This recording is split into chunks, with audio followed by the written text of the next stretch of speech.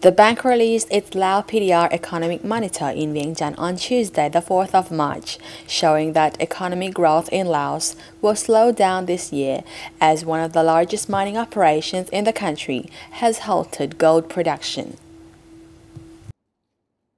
According to a report from the World Bank, economic growth in Laos is projected to moderate at 7.2% in 2014, after experiencing growth of at least 8% over the past 2 years. The report, titled Managing Risks for Macroeconomic Stability, says one of the main causes of the slower economic growth is that the resource sector is expected to provide a smaller direct contribution to growth.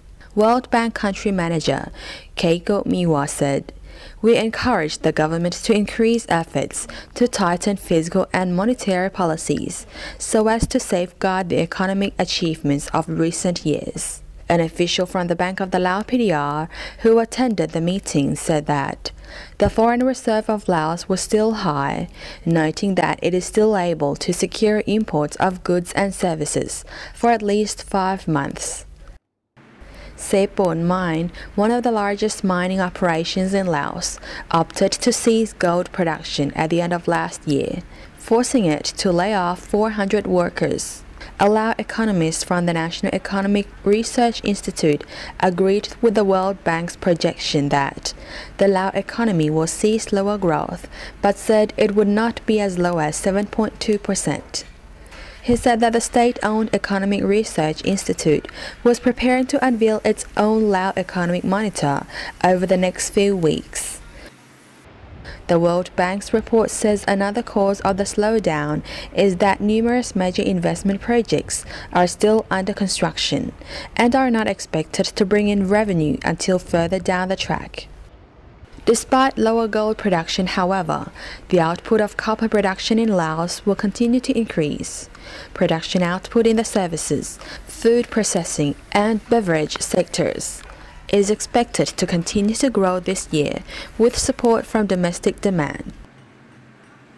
The report also looks at the 2013-2014 budget plan and finds that it indicates a slightly narrower deficit compared with the previous fiscal year.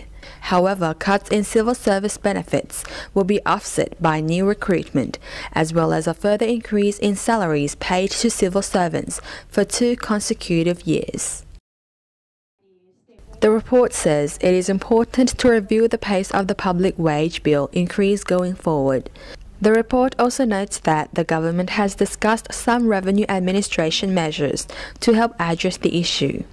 In addition to revenue measures, there is a need for prudent medium-term expenditure planning and execution by the government. The report also notes that foreign exchange reserves in 2013 fell to their lowest level in a decade in terms of import coverage, with only 1.3 months of goods and service imports. This trend was fueled by the widening current account deficit, driven by resource sector investment as well as strong domestic demand and accommodative fiscal and monetary policies.